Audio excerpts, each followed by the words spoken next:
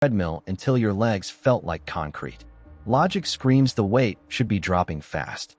The numbers show a clear deficit, but the mirror tells a different story. That stubborn layer around your midsection hasn't moved a millimeter. Sometimes it even looks softer, more swollen, more hopelessly permanent. There is a real biological reason for this, and it has nothing to do with your discipline or willpower. It's not simply about eating less and moving more. You're up against a hidden survival mechanism that's actively fighting your diet. While you're desperately trying to burn fat, your body is getting chemical orders to store and protect it. This creates a metabolic environment where insulin stays elevated even if you eat zero sugar. Your liver keeps producing its own glucose even on strict keto. By understanding this mechanism, you'll see exactly why that belly fat refuses to leave, and how to flip the internal switch that finally forces your body to mobilize visceral stores. Research shows visceral fat, the deep fat around organs, is chemically very different from fat on your thighs or arms. It's packed with a much higher number of cortisol receptors. Think of them as ultra-sensitive antennas. While the rest of your body might ignore mild stress signals, belly fat detects them, amplifies them massively, and reacts immediately. Visceral fat is biologically wired to be a cortisol magnet. This sets up a terrifying feedback loop. Stress comes from work, sleep deprivation, over-dieting, cortisol spikes. Your visceral fat, loaded with receptors, absorbs the signal and grows. But here's the brutal part. As that fat expands, it releases its own inflammatory cytokines that trigger even more cortisol production. The fat tissue turns into a self-sustaining stress factory. It literally feeds on the hormone that's ruining your progress and well-being. This is exactly why you see the skinny fat paradox. People who eat very little, yet still carry a noticeable midsection pouch. Their body is locked in crisis mode. When cortisol stays chronically high, the system believes it's in long-term famine or constant escape from predator mode. In that state, the very last thing it wants is to burn emergency reserves. It locks them away. You might think, I eat clean, so insulin must be low. That's only half the trap, and the biology here is both fascinating and incredibly frustrating. You can eat pure steak and water, yet still get blood sugar spikes. How? Your liver is a brilliant chemical factory. When cortisol surges, it orders the liver. We need fuel for the fight right now. The liver starts gluconeogenesis, manufacturing new glucose from amino acids and other tissues. So you wake up after 12 hours without food, already stressed. Cortisol rises, liver dumps fresh glucose to prepare for a battle that never happens. Pancreas senses the sugar and releases insulin to handle it.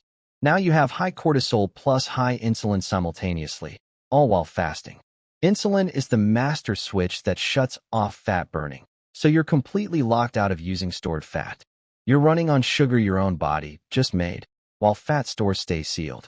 This hormonal chaos is usually fueled by 3 lifestyle patterns that look healthy, but are secretly making everything worse. First, the endurance paradox. We've been told for decades that constant movement burns fat. So people run for an hour, do 45 to 60 minutes on the elliptical every day, sweat buckets. They're working hard. But biologically, chronic moderate-intensity cardio signals a prolonged low-grade emergency. Humans evolved to walk long distances foraging and sprint short bursts to hunt or escape, not to jog at steady pace daily for months. When you do chronic cardio without enough recovery, cortisol stays elevated to keep you going. It starts breaking down muscle for fuel. Muscle loss drops your resting metabolism. At the same time, high cortisol preferentially shuttles fat straight to the visceral area.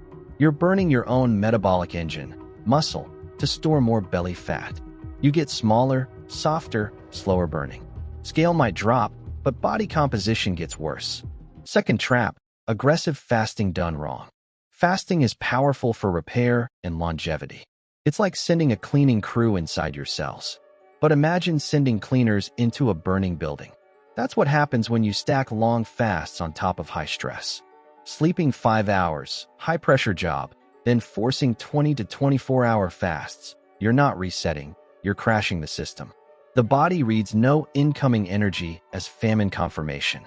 Total stress load overwhelms adaptation. Thyroid downregulates. Energy crashes. Hands and feet turn cold. Body clings desperately to visceral fat as the last safety net. Biology always wins these fights. Fasting should lower insulin. But if fasting stress spikes cortisol enough to trigger liver glucose dump, you cancel the benefit. You just end up starving and stressed. Third and most sneaky trap, the 3 a.m. metabolic alarm. You're in bed 8 hours, but are you truly recovering? Typical scenario: collapse from exhaustion, fall asleep, then 2 to 3 a.m. eyes snap open. You're not just awake, you're wired. Mind races about tomorrow, you toss, check clock, finally doze off an hour before alarm. This isn't merely bad sleep. It's often a hypoglycemic panic. Overnight blood sugar naturally dips. If metabolic flexibility is poor or stress is high, it drops too fast. Brain senses fuel shortage, hits panic button. Adrenals fire adrenaline plus cortisol, liver dumps glucose. That adrenaline rush wakes you. You're having a fight or flight response in your sleep. Consequences are brutal. You miss deep delta sleep where growth hormone peaks, your main fat-burning and anti-aging hormone. And you spend the night swimming in cortisol and insulin. Instead of waking lean and refreshed, you wake puffy, water-retaining, with belly fat storage dialed to maximum.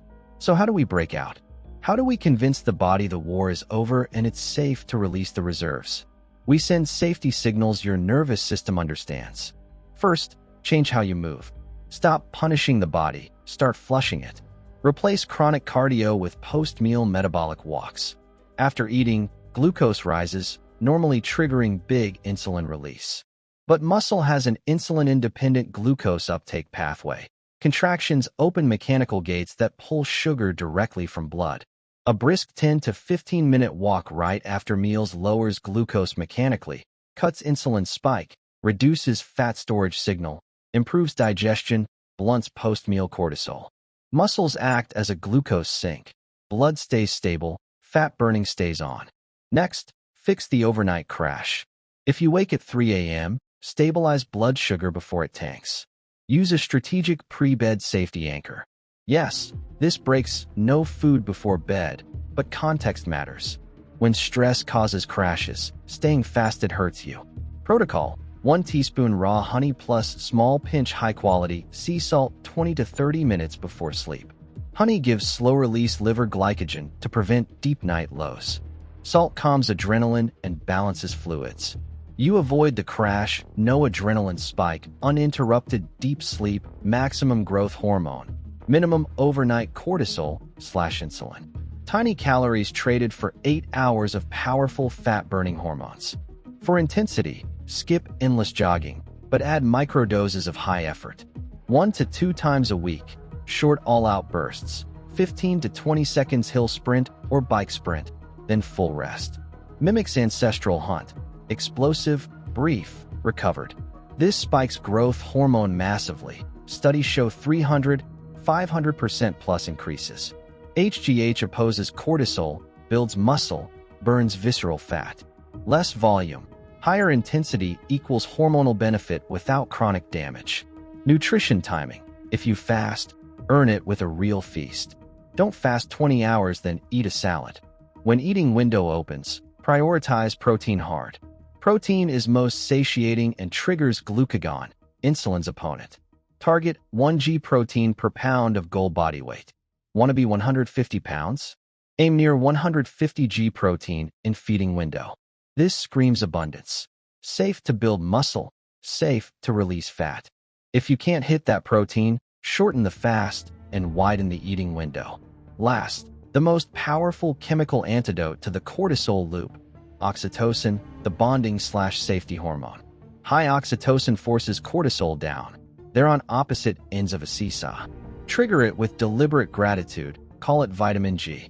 Not shallow thanks. 60 seconds of real, felt appreciation, warmth of sun, taste of coffee, love for someone close. Genuine feeling changes HRV, shifts biochemistry, breaks fight or flight. Do it before meals, better digestion and insulin. Before bed, faster sleep onset. Free, physiological reset. Big picture. You're not fighting calories. You're unknotting hormones. Belly fat is a symptom of a body on permanent high alert.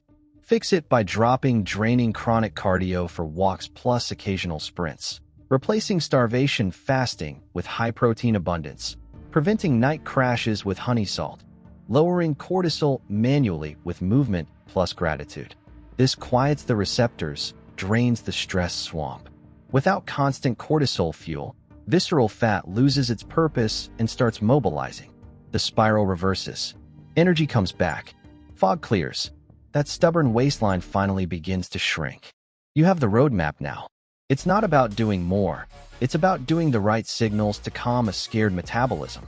If you've been nodding, especially about those 3 a.m. wake-ups being the biggest missing piece, you're far from alone. That pattern is more than annoying. It's a metabolic catastrophe.